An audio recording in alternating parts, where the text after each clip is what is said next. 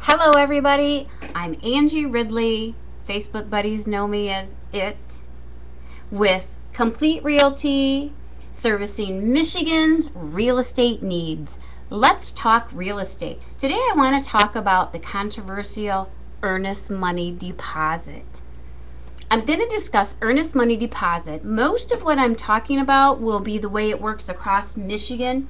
However, since each office is different, you will definitely want to discuss how earnest money is handled within your real estate agent's office.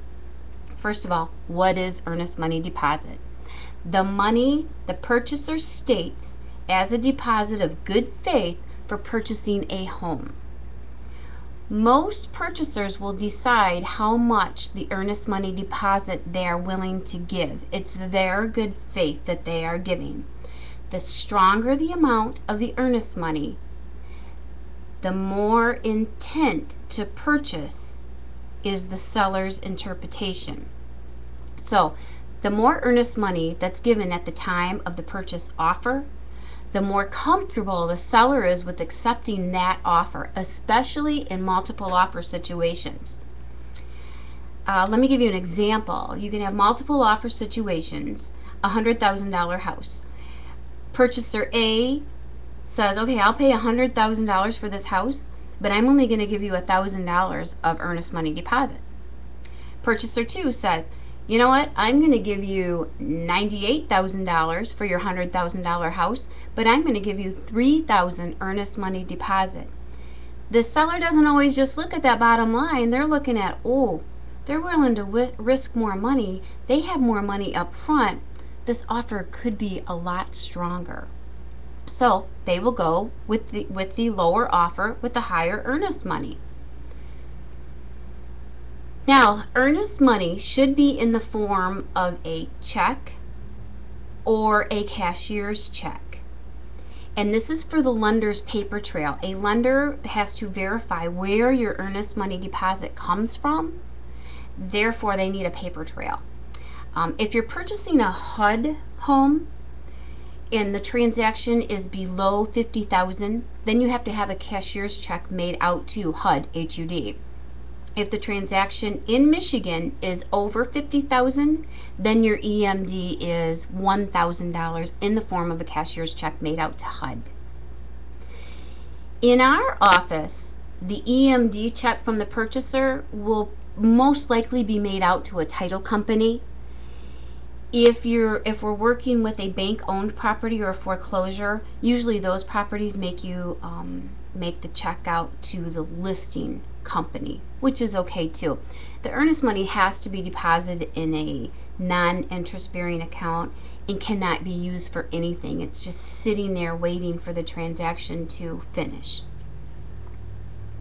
How will the earnest money deposit be used?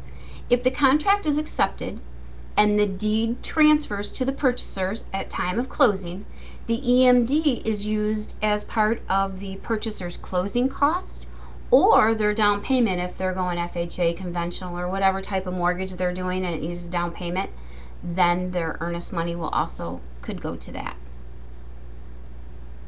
Will I get it back? That's always asked. Will I get this back? Well, if your transaction closes, then yes, you'll get it back in the form of a lender using it to offset your cost. Now, I can only speak for Complete Realty in this particular case. In our contracts, each offer can be at the purchaser's discretion contingent upon a home inspection. So let's say you go through a home inspection and some things can't be resolved by the buyer and seller. This doesn't happen too often. Usually everything is resolved, but sometimes there might be an issue.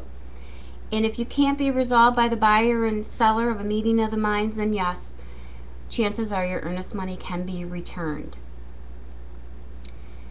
And if financing falls through for whatever reason, if your financing falls through, you lose a job, the rate changes, you can't afford it anymore, yes, you will get your earnest money deposit back.